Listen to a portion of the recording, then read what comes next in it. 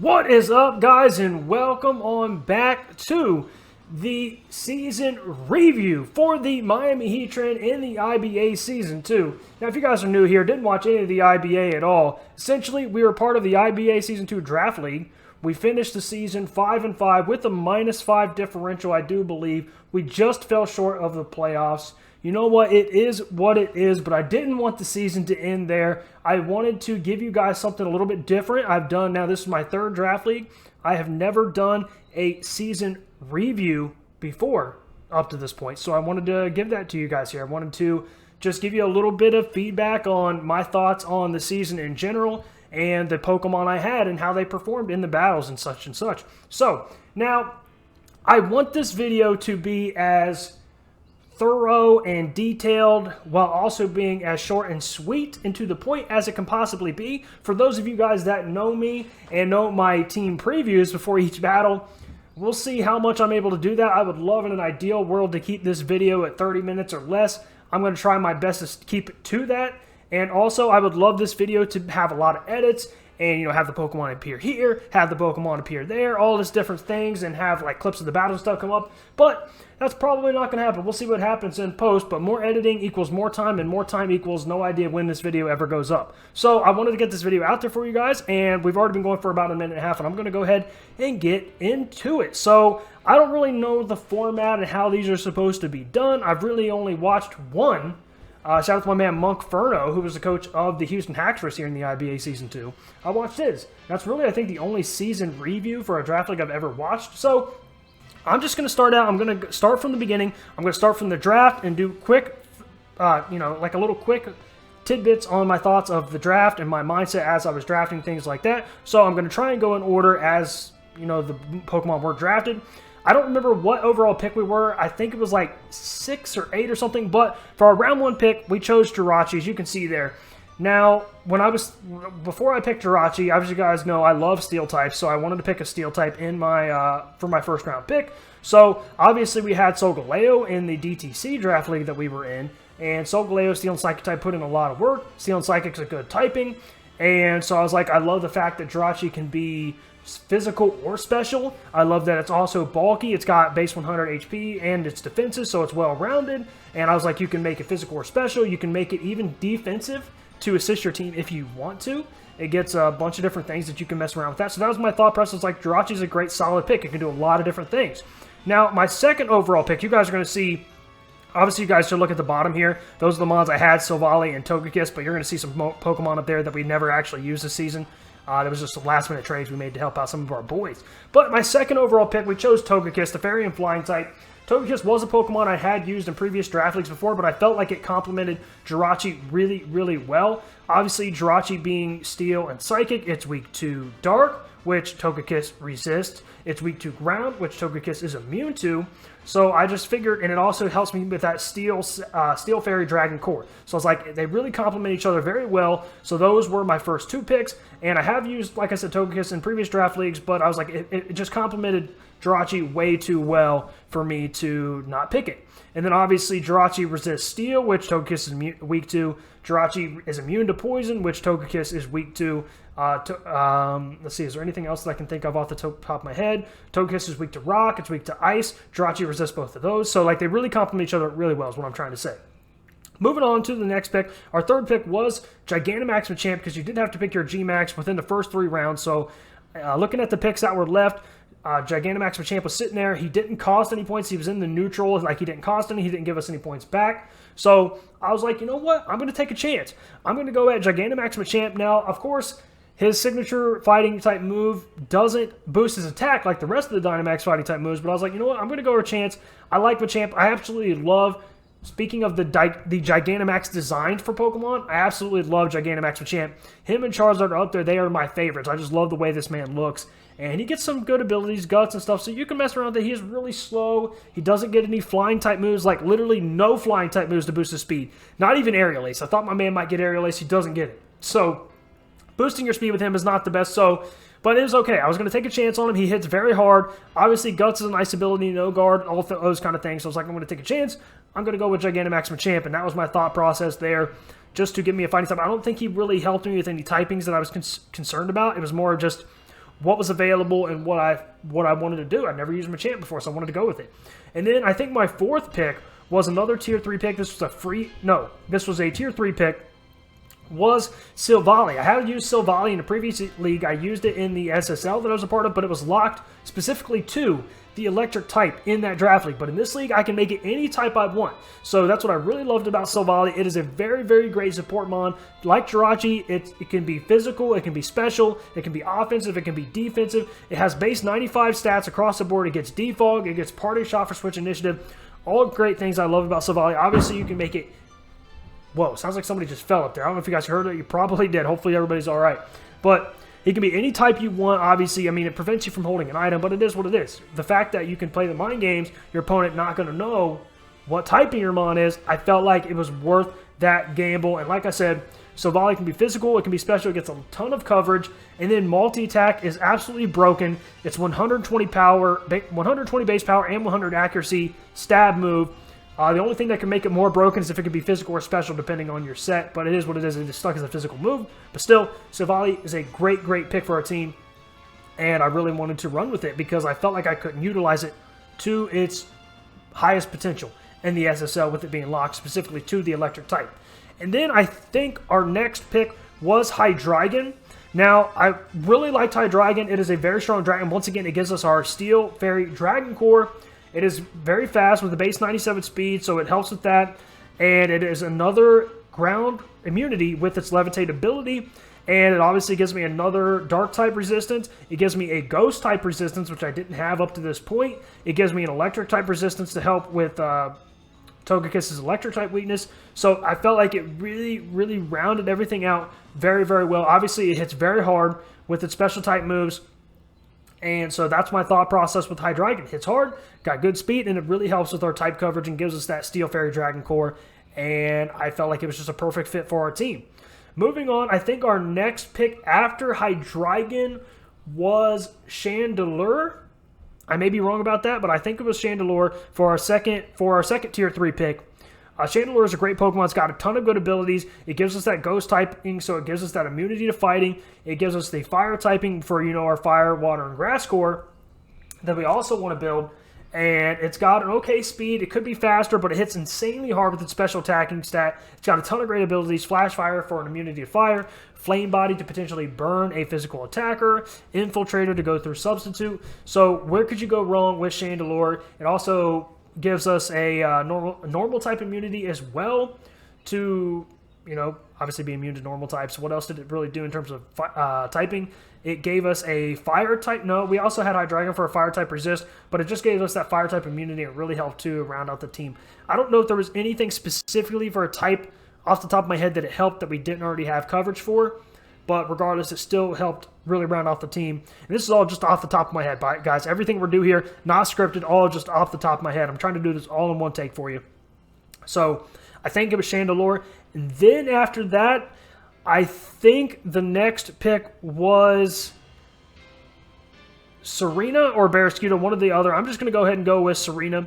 The reason why I picked up Serena, like I said, it helps with our fire, water, and grass core that we all want to have on our teams. Serena is a very bulky mon. It has base 98 or 97, both of its defenses. It gives us a rapid spinner as well, and it gives us that grass typing. It's got a ton of good coverage. It hits extremely, really hard. It gets knockoff, gets U-turn, also gets aromatherapy, gets synthesis, gets leech seed. I don't know. I think it gets leech seed, and I think it gets sleep powder. I might be wrong about that. As you guys can see there on the screen, I only brought Serena to one battle, so that's another thing. I didn't really get to use it too much this season, which I'll get to more to that later. But I'm just right now going through my mindset as I was drafting these mons. So I love the fact that it was really bulky with both of its defenses. I love that it hit really hard. I love that it gave us a rapid spinner, and I love it gave us that grass typing for our fire, water, and grass core. So the next pick, which this one again may have gone out of order, I think was Barraskewda. That gives us our water typing for our fire, water, grass core. My thought process with Barraskewda, I wanted something to hit really hard that was really, really, really fast because up to this point, my team was kind of on the slower side. I mean, Jirachi's base 100, but I really wanted something that was extremely fast and hit extremely hard. It is a glass cannon, but it's okay. You got to have glass cannons that hit extremely hard on your team to round them out. With base like 136 speed, it outspeeds the majority of mons in this metagame. It hits very, very hard. Water's a solid typing. It's only got two weaknesses in electric and grass, and we have plenty of resistances for both of those typings. So I was like, where can you go wrong with Barraskewda? It gets a lot of good coverage. It gets Psychic Fangs. It gets Drill Run to hit electric types. It gets Close Combat of all things. It gets Liquidation. I mean, I'm sure I'm forgetting. It gets Poison Jab. So Barraskewda is a great mon. Liquidation, obviously nothing wants to take that. Ice Fang even. So Barraskewda was a great pick, and I really thought that it helped to round out our team and give us that water typing that we definitely wanted. Then I think our next pick was Mudsdale. Mudsdale was a Pokemon that I had been eyeing from essentially almost the very beginning of the draft. It is a very, very strong ground type. It is very, very slow, but it gives us a Stealth Rocker. It gives us the stamina ability, which is crucial to my planning. If you guys don't know how stamina works, when you are hit with an attacking move, it boosts your defense stat by 1. So I was like, I can really mess around with that and do some good things to wall physical attackers that don't have a good way to hit Mudsdale. And it obviously gets Iron Defense as well. You can rest with it. A Body Press. Body Press is a move that really, really helped a ton of Pokemon in Generation 8 that are usually more defensive to hit with a very good way using their defensive stat. And Mudsdale can use that just as well as any other Pokemon that's able to abuse that move in this generation. So with the addition of that, I was like, you really can't go wrong with Mudsdale. I mean, obviously, like I said, it's very slow, but it's very bulky. It's very hard. Base 125 attack stat, and then base 100 defense, base 100 HP. So with Body Press, and then gives us that electric type immunity that we need, I was like, yo, Mudsdale is perfect for our team, and that's really why I wanted to pick up Mudsdale. And then next pick on our team, we were getting down toward the bottom of the barrel here, and I was like, we don't have an ice type. It helps us. It gives us an ice type resistance because at this point we have Hydreigon weak to ice. We have Hydreigon weak to ice. We have Togekiss weak to ice. We have Mudsdale weak to ice. We have Serena weak to ice. So I was like, we need something to help with that ice type weakness. So I was like, sure, we're gonna go ahead and pick Avalugg. Excuse me, apologies about that, guys. It is a tier 5. It is pure ice type. It is very slow, but its defense stat is through the roof. And obviously another mon potentially we could use body press on. It gives me another rapid spinner. It gets recover. It potentially gets mirror coat. It gets sturdy as well, so you can run heavy duty boots and sturdy, guaranteed live a move. And like I said, rapid spin, recover, and it is a physical wall. And I was like, we can really mess around with Avalugg, potentially do some things here. As you guys can see, we didn't bring Avalugg to a single battle, which is very unfortunate. But like I said, I'll talk more about that later. But that was my thought process, why I want to draft Avalugg. It helps us with our Ice-type weakness, and it can really help do some different things and wall some different sets. And then our last pick here, as you guys can see, we've got the meme itself, Shedinja, Bug and Ghost type with only 1 HP with Wonder Guard. Now, a couple picks before me, Ninjask got taken, which is really what I wanted to pick here. And then, obviously, if you guys will remember, anybody that was following the IBA, when we were drafting, I was like, there was a perfect mon here for me at this spot, and I wanted to make it work, but I was 20 points short. As you guys know, we used our point system to draft our mons here. So, I wanted to, I had one mon I really wanted here, and I was 20 points short. It wasn't Ninjask. It was actually Vikavolt. It gave us a bug type, it gave us an electric type, it gave us a sticky web user, but I was 20 points short. I couldn't find a way to make it work. I could have traded in Gigantamax with Champ, done some different things, but I couldn't find a way to make it work, so I just settled for Shedinja for the meme. And to be honest, I didn't think, how's the way I want to word this? I didn't expect that Shedinja would never come to a battle. I figured I would legitimately consider it some weeks, and it never was a viable option for me, especially being on the bubble for playoffs most of the season. I was like, I really need to win here. I can't really afford to mess around. So I am disappointed. I was never able to bring it to a battle. But my thought process was, hey, maybe I can mess around with it. I really don't need this pick because there's really nothing good here left over is the way I would concede. There was really nothing worth picking. So I was like, hey, we're just going to pick Shedinja. That was my thought process with the draft, guys. So like I said, we're 14.5 minutes in, and we finally just got through the draft. Now we're going to go through each battle, my quick thoughts on each battle. As you guys can see here, this is my team. Let me go to the schedule. I think week 1. Let's see, week 1. Now, you guys should be able to see this. I think I checked this. yeah, as you guys can see, this week 1, we took on JV. My thoughts on that battle, obviously we won that battle 1-0. We did some good things in that battle, some things we didn't do so well. We didn't really have a good Alolan Marowak switching other than Chandelure. I played scared. I knew Flare Blitz was a great move, but I knew it could also go for a Ghost-type move. If I would have predicted the Fire-type move sooner and gone out to Chandelure sooner, I wouldn't have let Alolan Marowak do so much damage to our team in that battle. Another thing is Choice banded Haxorus. I didn't realize he was banded right away. And so that kind of cost me a little bit, that additional damage I wasn't predicting. Oh, another thing was famous in this battle. I did not realize that he had showed his 4th move on Corviknight, which was U-turn early in that battle.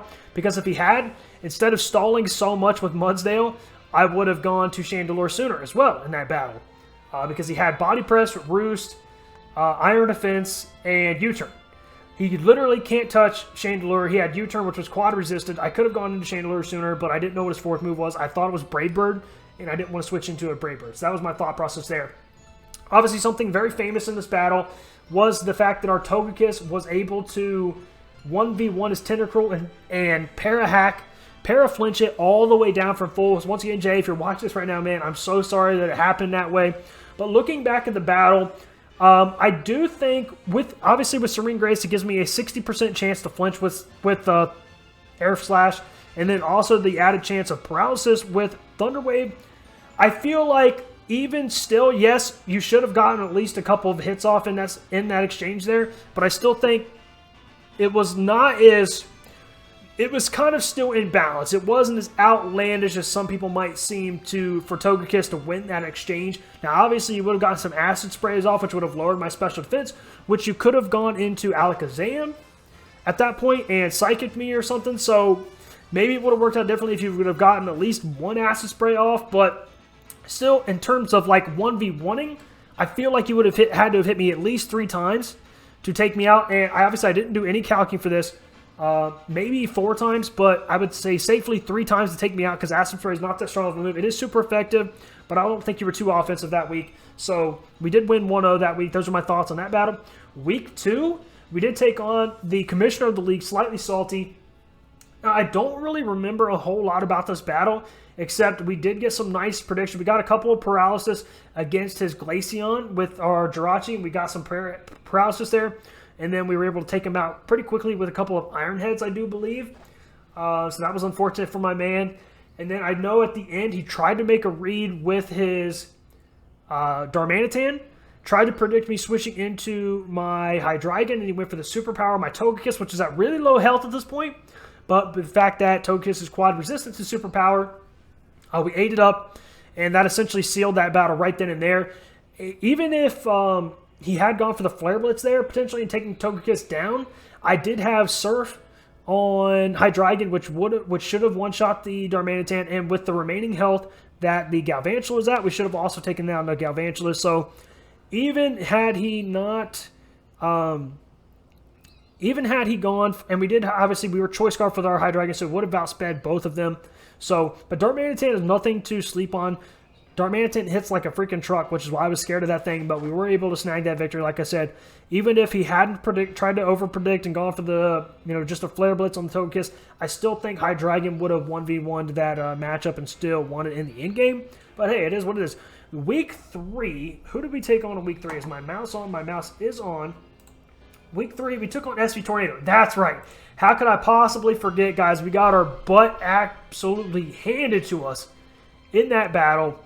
I think we lost 4-0, which, like, at the time was, like, tied for my worst defeat ever. My biggest takeaways from that battle, he read me when I went for Thunder Wave on the Rillaboom. So he had a Lumberry, so that was essentially useless. I should have roosted that turn. Also, his Porygon 2 was an absolute monster. I did not have the tools to take down that Porygon 2 like I thought. I should have brought Toxic. This is a newsflash for everybody watching this right now. Make sure you bring Toxic when you're fighting Porygon 2s, unless you have just like a really, really ridiculously strong fighting type that you know is going to do so much damage to that thing, or you can knock off its Eviolite. But Porygon 2 absolutely walled me, put in way too much work in that battle, and those were, I think, my biggest takeaways from that battle. What else was it? Because, like, honestly, we didn't even make a big dent in his team. We got 4-0. So, from what I saw, he had a nice read with the Lumberry on the Rillaboom for my Togekiss when I tried to Thunder Wave it. And then, like I said, Porygon 2 just walled us. So if we were able to have another chance in that battle, I would definitely do some things differently. I did not like getting 4-0, but hey, that is what it is. Moving on to week 4 against my man Q, the Costa Rican, my homie. We have done a few battles at this point. I think we are 0-3, unfortunately, in our draft league battles against this man. One of these days, I'll get you, Q, if you're watching this right now. My thoughts from this battle, we did lose 1-0 in this 1-0-0-1 in this battle, however you want to say it. It did definitely come down to the wire. My takeaways was he should have swept me if I didn't get the paralysis hacks on my Thunderbolt. It wasn't even Thunder Wave. I just went for Thunderbolt with my Silvally against his Inteleon, and we got the paralysis. But even you, Q, if you're watching this right now, will say that it's not hacks if you called it out. And I literally, before the move, now I had weakness policy, if you guys didn't know, which gave him +2 in attack and special attack. Before we went for the Thunderbolt, I was like, can we get paralysis? I called it out. Maybe I didn't call it out exactly the right way, but I definitely mentioned it before. I was like, can we get paralysis or something here? And I remember we got the paralysis, which actually, like I said, was crucial. Because if not, he just would have proceeded to, I think, like 3-0'd us in that battle, which we ended up bringing it down to the wire. If we had brought Psychic Stab on Jirachi, that battle also would have ended differently because we would have been able to one-shot the Urshifu. And then with how much damage Moonblast did to his Whimsicott, it did about 45%, I think. 40 to 45%. With the stab from Psychic, I do think it would have been a 2-shot on the Whimsicott. And then obviously the 1-shot on the Urshifu would have made all the difference in that position as well. But hey, it is what it is. You can always look back at battles and say, well, we could have done this differently or whatever. Sure, my man Q would say if we would have done this. If I wouldn't have got the paralysis with Thunderbolt, he would have just swept me from there on with Inteleon. Another big moment in that battle was he was choice scarred for the Kyurem. He went for an Ice Beam with my Barraskewda at about half health. Because of my speed creeping and my, I think, 88 EVs or something, I had a solid chunk of EVs into HP. We lived that Ice Beam on 4 HP. I will admit, I was thinking so quick, Q, if you're watching this right now, when I switched into Barraskewda, I was like, I know he's I assume he's Choice Scarf right now. I didn't know for a fact, and I don't think at that point, but I was pretty sure you were Choice Scarf. I was like, even if he is, it's Ice Beam. I resist that. There's no way I'm not going to be able to take that move. But Barraskewda's special defense is very, very, very bad. And like I said, with Kyurem's special attack being good, and he was Choice Scarf, so he outsped our Barraskewda. We lived on 4 HP and were able to take down the Kyurem with the close combat, which was also a clutch moment in that battle. But moving on to week 5, we took on my man Strimmy TV, another very, very talented battler at this point. We had lost 2 battles in a row. We were 2-2 at this point. Strimmy TV, I think, was like 3-1 at this point, so he definitely had a good record. I wanted to have a good showing in this battle. We ended up getting 3-0'd. I don't really remember a lot from this battle other than Tangrowth being a very big problem for us.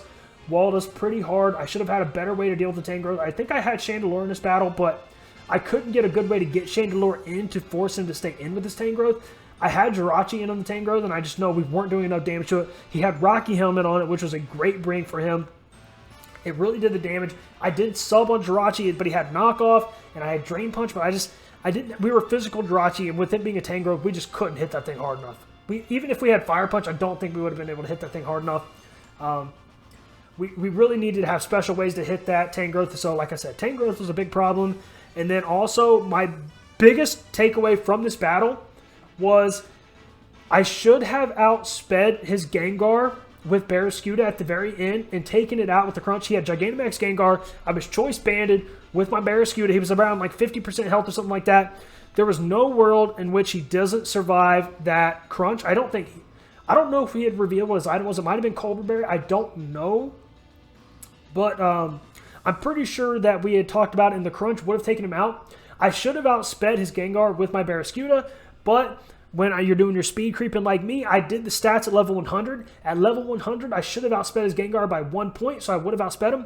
But I didn't factor in the conversion to level 50, which these battles obviously all take place at level 50. So at level 50 is actually a speed tie, which he ended up winning. So he won the speed tie, took out my Barraskewda, and defeated me 3-0 there instead of the 2-0. If we had outsped like we should have, we would have only gotten beat probably 2-0. Maybe, obviously, Barraskewda could have made him otherwise. I really don't know, but I'm going to assume he still would have won 2-0, which didn't end up making a difference at the end of the day.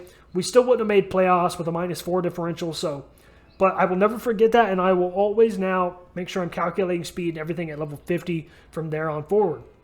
Moving on, we are about 25 minutes into this video, and unfortunately we're still only on week 6, but hey, it is what it is, guys. I'm going to try to keep this, like I said, as fast as I can. Week 6, we took on my man Kyogre Kawhi, and I think he was like 1-5 at this point, so he didn't have a lot of wins. But I did know that he was the winner of the IBA in the Season 1, so he's a very talented battler. And my biggest takeaways from this battle was I didn't prepare well enough for Gigantamax Charizard. Man, when that thing was out on the field with the sun up, the solar power, he just one-shotted everything, I'm pretty sure. It was an absolute massacre. It was an absolute miracle we were able to turn that battle around and somehow still snag the victory. If you guys don't know how it ended up with Jirachi getting a 2-0 victory down at the end. Oh, yeah, also, I remember this was famous Silvally Choice Scarf Explosion. I outsped his Jolteon and went for Explosion with my Choice Scarf. I outsped and took his Jolteon down from full. He had run screens on his Jolteon that week. I was like, not today. No more screens. We got the Explosion off. We took down the Jolteon, which was crucial in that battle. And then Jirachi was able to clean up, get the last 2 kills. I don't remember his last 2 Pokemon was, but I know it came down to Jirachi and Goodra in the end game. And I did get a flinch. That's right. It was Galarian Slowbro. I got a crucial flinch on the Galarian Slowbro. And then also came down to the Goodra at the end. He got a gooey speed drop on me from an Iron Head. However, he didn't really invest much speed into his Goodra at all. So even at -1 from the gooey, Jirachi still outsped his Goodra and was able to get the victory right there at the end with another Iron Head. We were able to take down the Goodra. So very, very, very close battle right down to the end. Like I said, Gigantamax Charizard, Wreck Shop. It was a big problem. We were very fortunate, like I said, to be able to turn that battle around, somehow snag the victory, and then Explosion on Silvally was a big part of that story as well. Let's see if we can get on to Week 7. Can I scroll down here? Yeah, you guys can see that. So Week 7, we took on my homie Goki Gamer from the SSL. He finally got his revenge. He got a nice, I think, 2-0 victory on us. Things I remember from this, oh my gosh. How did his Alcremie survive that Flash Cannon from Silvally? There was no world in which he should have survived that Flash Cannon. Up to that point, we must have gotten every low roll possible on that Alcremie. Otherwise, he wouldn't have survived it. Now, he also did forget to Gigantamax, which definitely cost him in this battle. But the biggest problem for us, we had to recreate that battle on Showdown, was every single time we were getting stuck at the Silvally against the Alcremie. He should have died to that Flash Cannon. I was like, I think timid or modest max special, I think it was modest max special attack Silvally, and he survived the Flash Cannon on like a sliver. I literally had to change Silvally to Jolly, take away all of his EVs into special attack, even give him like 0 IVs into special attack. That was the only way we could get the Alcremie to survive. So we're talking down to special attack nature with 0 IVs and 0 EVs to 252 EVs with a plus special attack nature, and he somehow survived that, and we had to go down to the other one to make sure he didn't, or make sure he did survive. So kind of a crazy point. Also, cotton down Eldegoss was a big problem for me in this battle. It did lower my speed a couple times, which I was concerned about that going into the battle. But yeah, cotton down Eldegoss is nothing to be forgotten about. It is a strategy I'm not sure why it's not utilized more often, because it always lowers your speed if you're hit by an attacking move. It lowers the target speed. So that's kind of crazy. Other big turning point in this battle was right there at the very end. Obviously, he still had his Zoroark alive with its illusion up. So my big misplay here is right there at the end. I should have gone out with Jirachi, and I should have U-turned again because I was Choice Scarfed Jirachi. So the only thing that outsped me was a Choice Scarfed, Choice Scarfed Zoroark or Excadrill under Sand Rush. However, the sand was not up yet, so no matter what, I should have gone out into Jirachi and U-turned, and I think we would have been able to turn that battle around because he had Gigalith and Excadrill left, and we had Mudsdale essentially at full health. Mudsdale walled both of them so hard. It was only Zoroark that could do big damage to Mudsdale, and I had the Zoroark out, and I had Mudsdale out, so I was like, when I saw that, I was like, okay, Body Press hits everything here hard, so I was like, you know what, I'm just going to throw Mudsdale out there and go for a Body Press. But the problem was, he got so much damage off with the Grass Knot on the Zoroark, Mudsdale barely lived, and then he was able to take down the Mudsdale with his Excadrill, and then Jirachi just couldn't keep up with the Sand Rush. Excadrill obviously Earthquake bodied me. So that was my big misplay. Mudsdale was my win con there. I should have kept it alive. Should have gone out into Jirachi and U-turn to potentially get the damage off on the Zoroark. But hey, once again, it is what it is. There's obviously always points here. You could do something different. Every coach would say that about every battle. I've done a lot of talking. We're 30 minutes in, so I had to get some water there, guys. And then in week 8, against my man Monkferno, this battle I do feel really bad about. We got a lot of hacks in this battle. I mean, let's see if I can name it all. I know we got one of the big points in this battle. We survived a quick attack from his Sylveon with Jirachi on literally 1 HP, I'm pretty sure. That was a huge part. We got a special defense drop on Durant, which didn't matter all that much because we were Choice Scarf. So he went for he switched into a Flash Cannon, which did about 45% lowered his special attack. Next turn, he went for First Impression, which did a lot of damage to Jirachi. But because of the special attack or special defense drop, we were able to take down the Durant with the Flash Cannon. With the second Flash Cannon, however, it wouldn't have mattered because if he was Choice Scarfed, we outsped Durant unless he was Choice Scarfed. So if he was Choice Scarfed into First Impression, he wouldn't have been able to go for it again. So no matter what, Jirachi still would have won that exchange, but it still doesn't feel good to take that special defense drop, which allowed me to take it out in the next turn. Now, one of my biggest thoughts at this point in the battle was he should have gone out into Cinderace. Now, I know you want to save your Gigantamax for as late as you can in the battle, generally speaking, but I felt like he needed to send Cinderace out there to threaten Jirachi because, yes, he could have been concerned about Choice Scarf Jirachi. I understand that. However, Cinderace naturally outspeeds Jirachi. If Jirachi was Choice Scarf, you knew I was Choice Scarfed into Flash Cannon, which wasn't going to do anything to Cinderace. So you knew you threatened me. Obviously, Sucker Punch, I know you had it there for my Chandelure as well. So I feel like that was something that maybe could have been done differently by my opponent, was gone out into Cinderace earlier to threaten Jirachi and not mess around and let it do so much damage. Now, again, with Hydreigon, we got a critical hit flinch with Dark Pulse into his... what's the thing called? Into his Drapion. We got a critical hit flinch Dark Pulse. So we were able to 1v1 his Drapion with our Hydreigon with Dark Pulse. He resists Dark, but we were able to whittle him down with the flinch and the crit, and then take him down again with another Dark Pulse. It's crazy. The flinch and the crit, the hacks there.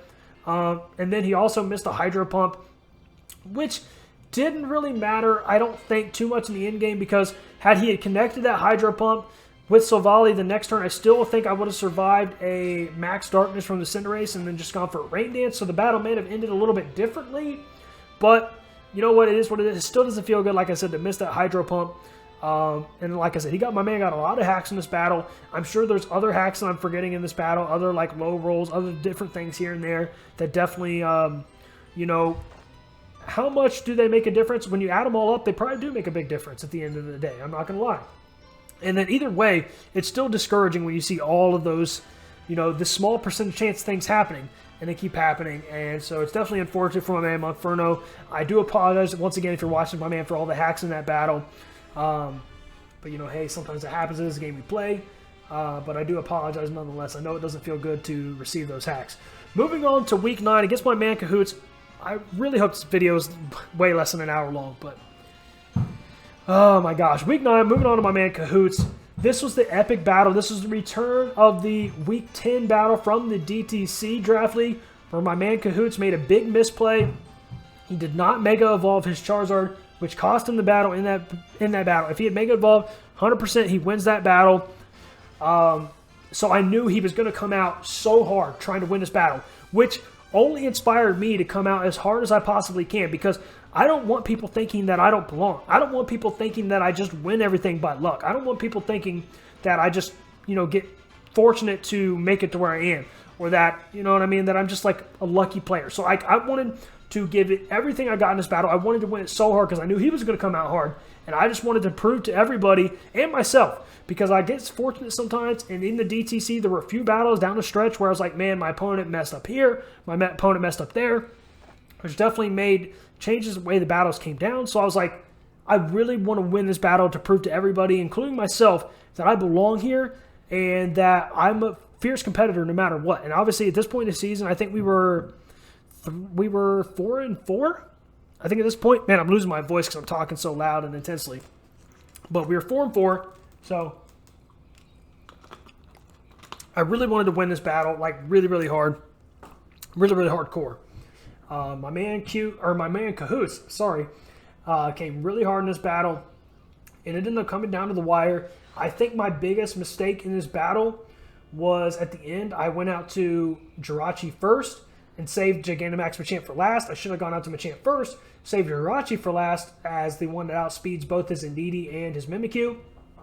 I think if I had done that, maybe we could have won the battle because it ended up coming down to his Indeedee, which outsped Machamp and always one-shot with Psychic Terrain. I couldn't even Bullet Punch to take him out. He ended up winning with Indeedee on like 17 HP or something because I couldn't go for the priority Bullet Punch because of the Psychic Terrain. And that's what it came down to. That's how it ended. Now, another thing, I could have Explode. I could have gone for Explosion with Silvally, which would have for sure taken down the Indeedee because I went for Crunch instead of Explosion.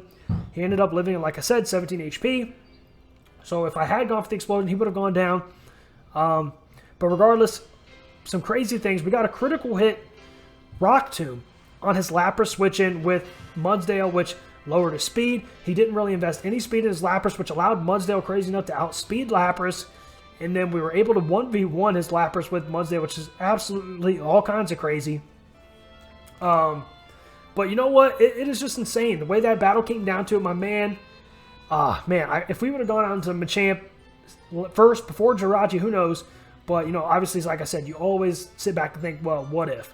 And I know every coach does, especially in losses. But, hey, I think even with the loss, I proved to everybody and myself that, like, I am a good battler. You know, I'm a competent battler. I'll put it there. I don't know if I'm definitely not the best. There are definitely a lot of people out there better than me. But I'm a competent battler. And if you don't come ready, you know what? I can make some noise. So, even though we didn't win that battle, I still felt decent about the way we performed. I know there were some misplays by me, as there always are. And, you know what? But, hey, I felt good about the way it came down and that no matter what, people know that I gave it my all. And it was a very intense battle. And it was a very close battle. And that, you know, MetaMech comes for real. And when he wants to, he definitely brings it. You know what I mean? So that's what I really wanted to prove to people in that week. And fortunately, I think we were able to do that even with the loss, the 1-0 loss. Last but definitely not least, going into Week 10, I knew our playoff chances at this point were very, very, very slim.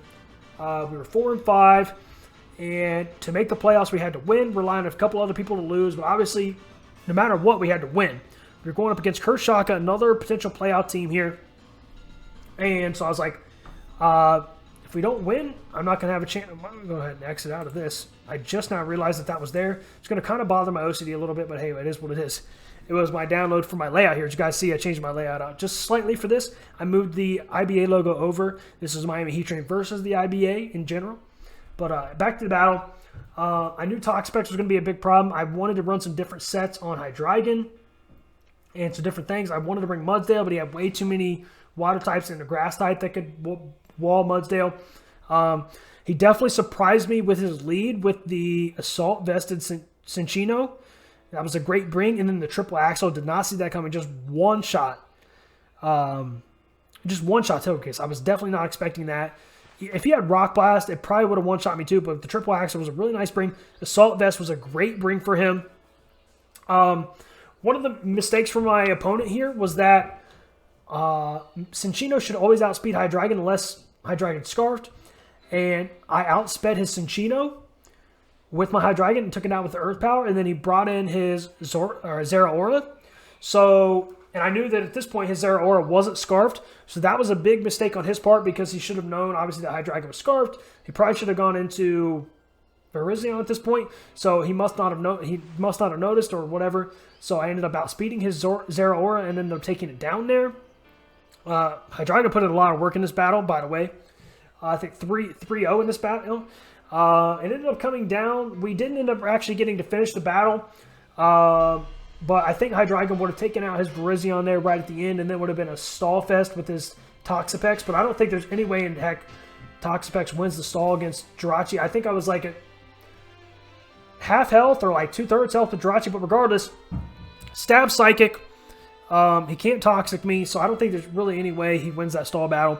But we ended up getting a nice 2-0 victory. I felt decent about our chances to make playoffs. Guys, I'm really losing my voice here. We've only been going for almost 40 minutes. Excuse me. So, With the 2-0 victory, I felt decent about our chances to make playoffs. But once again, it relied on other people to lose. Now, we had to win, and we needed to rely on 2 people to lose. Only one of the 2 people lost, so we fell just short of playoffs. We finished 9th out of 16, top 9th out of 14. Top 8 made playoffs. We finished 9th. But you know what? So that was definitely a roller coaster ride of a season. We had some ups and downs. Looking back at the season, I have a lot of thoughts. Actually, let me get to the full season recap. Let me go back to each Mon now. So I want to talk quickly about my thoughts about the Mon, each individual Mon that I drafted. Gigantamax Machamp was an okay pick. He's not as good as a lot of other Gigantamax picks because he can't up his attack with max fighting. He can't up his speed because he doesn't get a flying type move. He was my kill leader, I'm pretty sure, but still, he was a middle ground Gigantamax pick. I mean, I guess that's why he didn't cost any points. So, looking back in the future, would I use Gigantamax Machamp? I don't know. I probably wouldn't. I think I got my fill here on Gigantamax Machamp. He's not fast enough to really make your opponents pay, and you can't up his speed. And so that's kind of a bummer. Moving on to Jirachi. Would I use Jirachi again?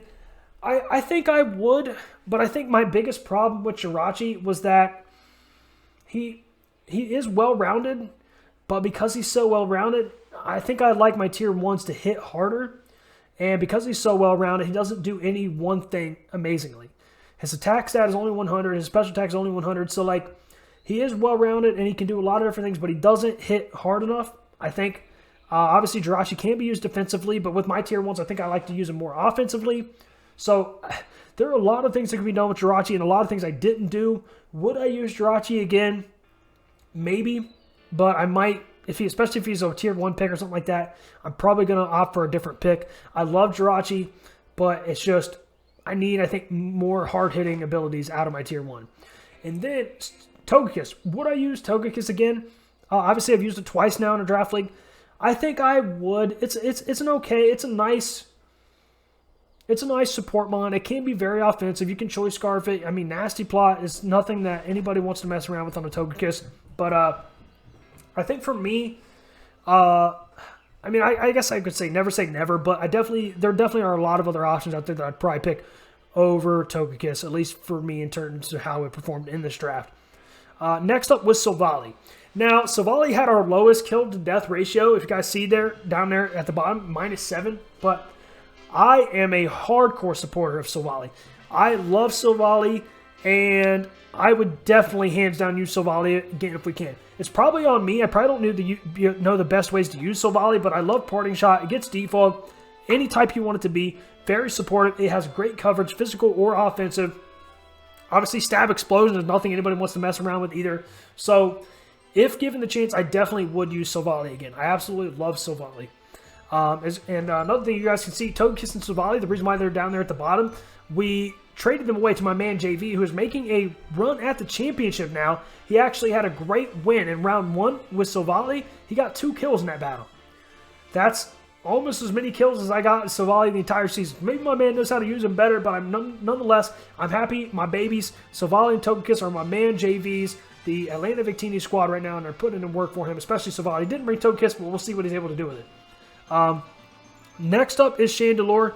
Chandelure, I think I only brought to like 5 battles, but it's still a great Pokemon. I would have felt more comfortable bringing it more times. There were a lot of times Flash Fire could be useful, but with Chandelure's mediocre speed, yes, it gives me that fire type immunity, but there's so many things that outspeed it that it felt like it was hard for me to fit it in there and make it work.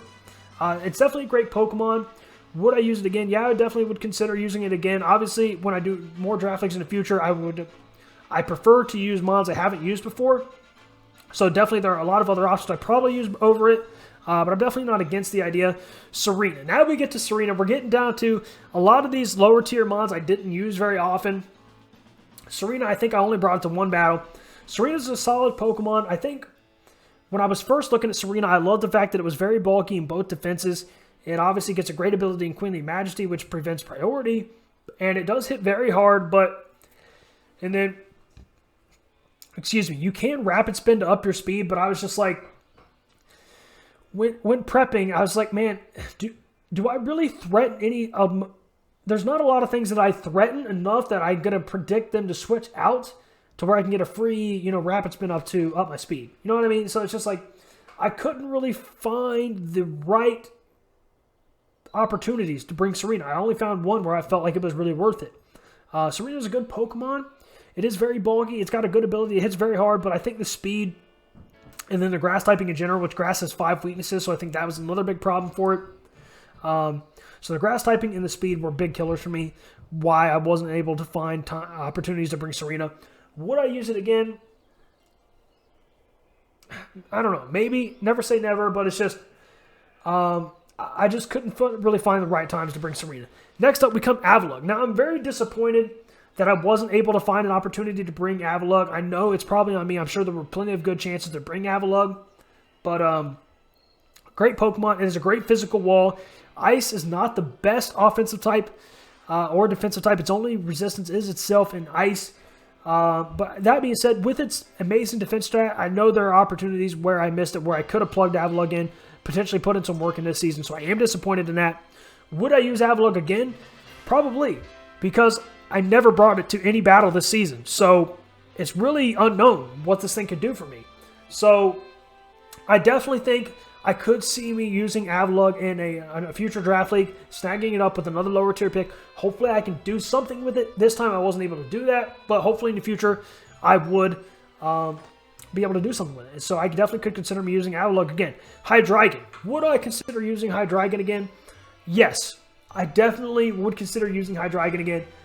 This thing was a great Pokemon for me.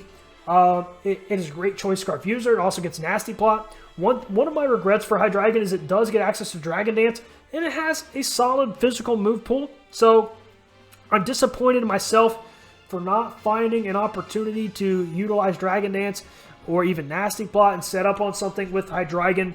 But I definitely could consider using it again. It's a good typing. It's got a solid speed stat. It is a good Choice Scarf user. And it does hit very hard with its special attack. It gets a lot of solid coverage. It even gets default. It gets Roost.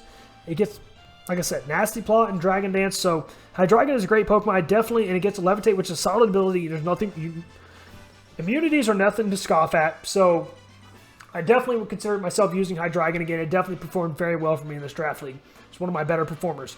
Next up is Barraskewda. Could I see myself using Barraskewda again? Yes, I definitely could. Now... Barraskewda is very frail, but it hits very hard and it is very fast.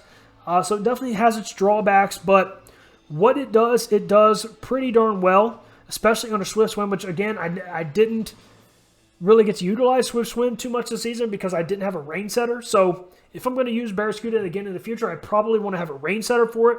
But Barraskewda is a great mon, and it definitely had some really good points this season. Definitely put in a lot of work. I would consider using it because it is hyper offensive and it hits very hard. It is very fast. So that is what I definitely loved about Barraskewda. It is kind of a bummer that Propeller Tail is really just a doubles battle thing because it doesn't negate abilities. It only stops the redirect. So if you're in a double battle and your opponent's got Storm Drain, you go for a water type move, you will ignore that. But in the single battle, it still activates Storm Drain. So that's kind of a bummer. But regardless... Barraskewda hits very hard and is very fast. I definitely could see myself using it again potentially. Now, once again, I do like to use mons I've never used before, but push comes to shove. I need a fast water type, a fast, hard-hitting water type. I definitely would consider Barraskewda again. Next up, it comes to Mudsdale, another one of my Pokemon that I absolutely loved using this season. Now, how many times did I bring Mudsdale to a battle?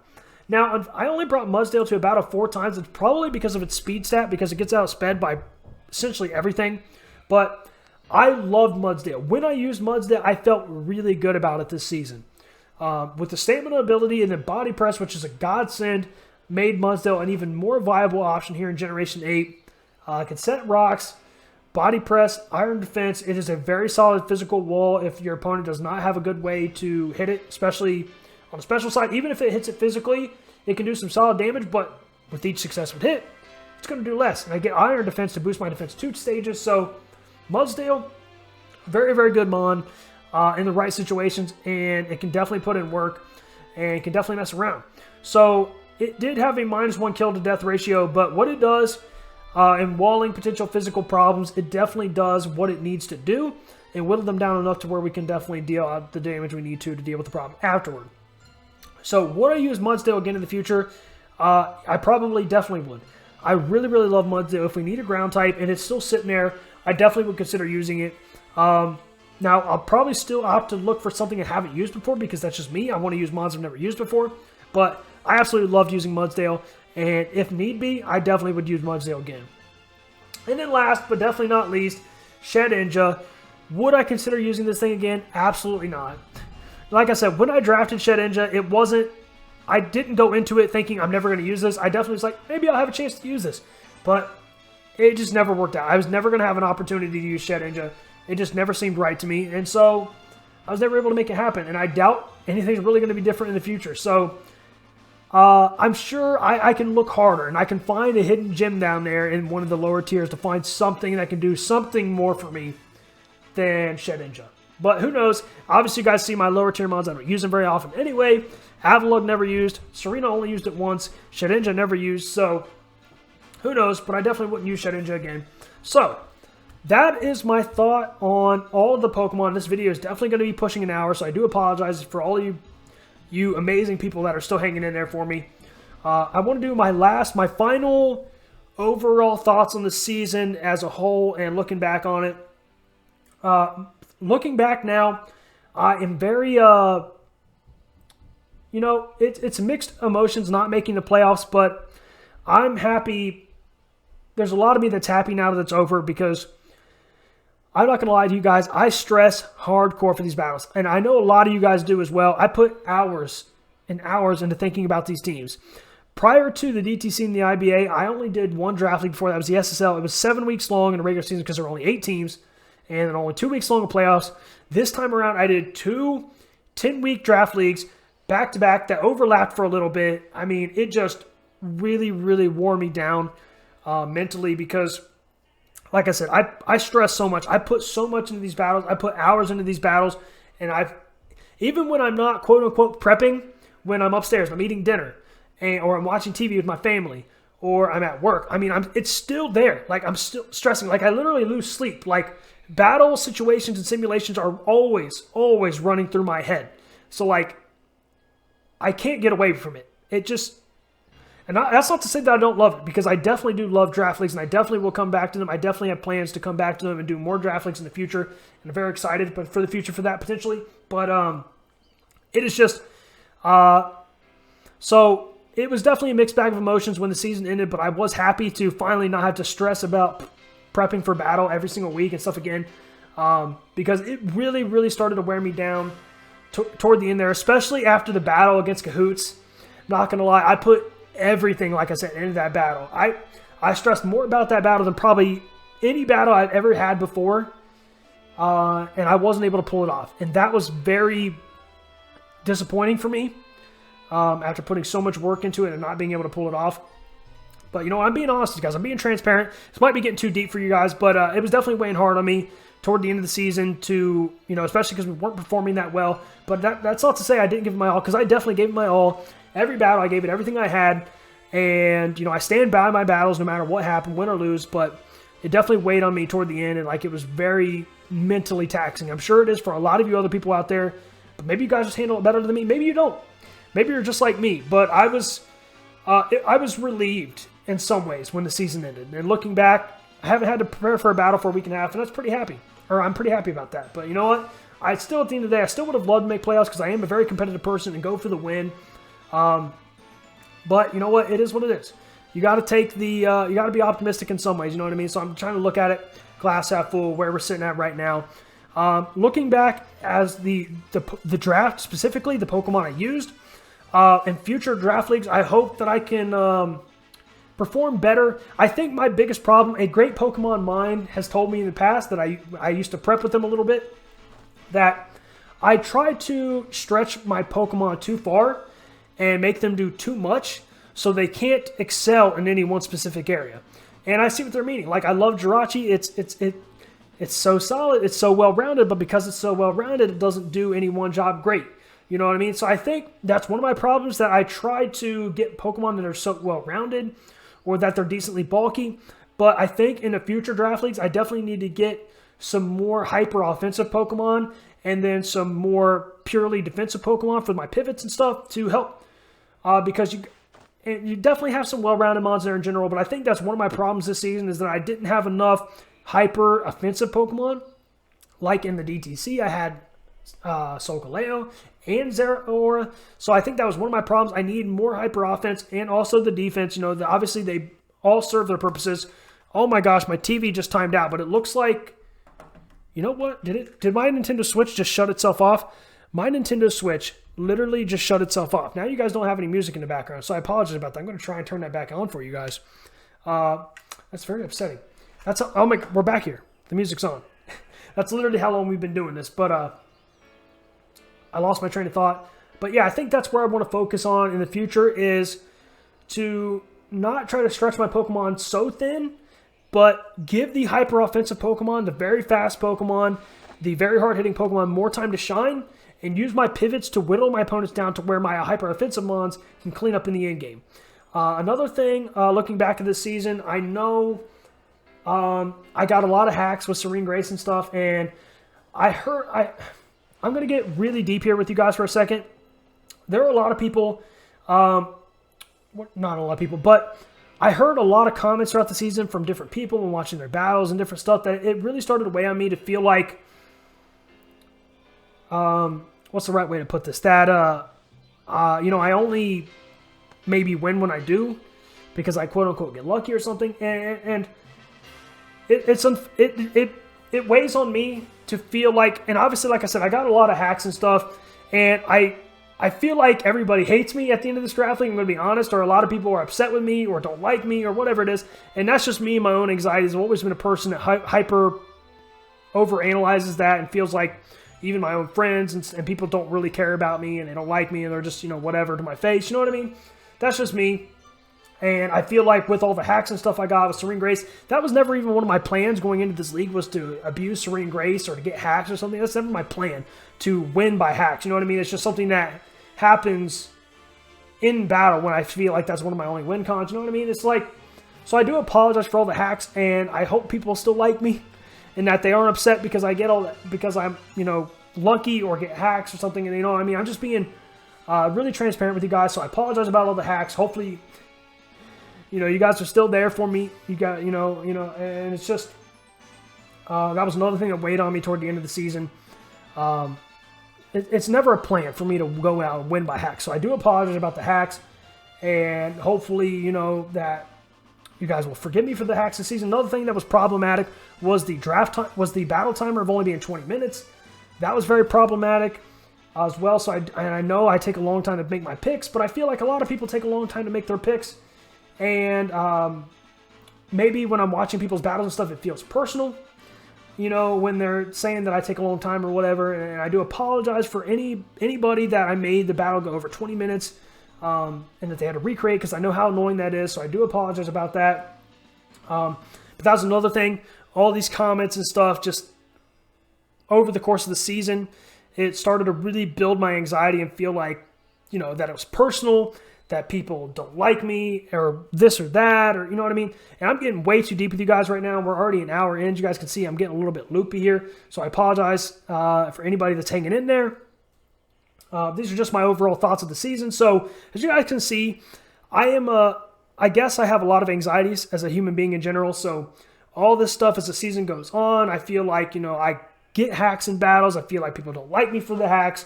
I take a long time to make my moves. I feel like people don't like me for that. Like, it all just weighs on me.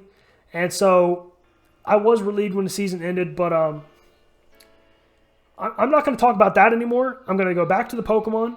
I will be doing draft leagues in the future, and I'm very excited for that. I do want to try and get more hyper offense to go with my defensive pivots to help me potentially to perform better in the future, because I think that was one of my problems, that I tried to be too stretch my Pokemon too thin, try to make them do too much, and so they couldn't really perform as well in any one given area. So that's what I'm going to focus on in the future.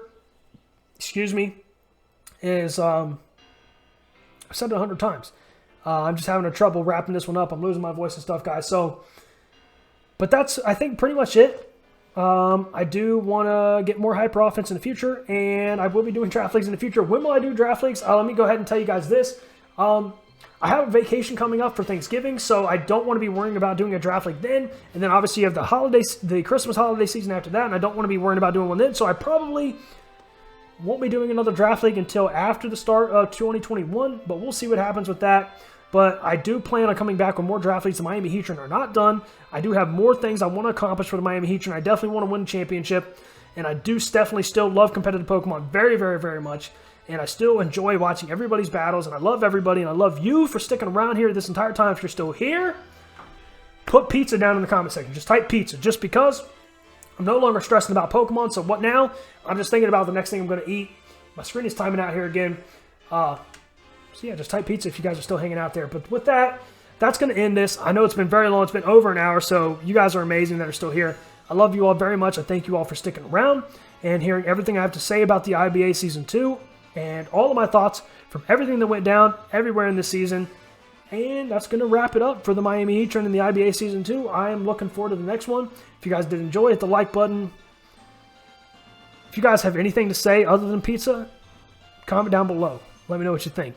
And follow me on Twitter at MetaMech for more content and updates on the channel. Subscribe if you haven't already subscribed, and ring the bell to all that good stuff, all the love and support around here. I appreciate each and every single one of you guys. You guys are amazing. You're beautiful people, and I love you all. And that's it. I'll see you guys in the next one, whatever it is, whenever it is.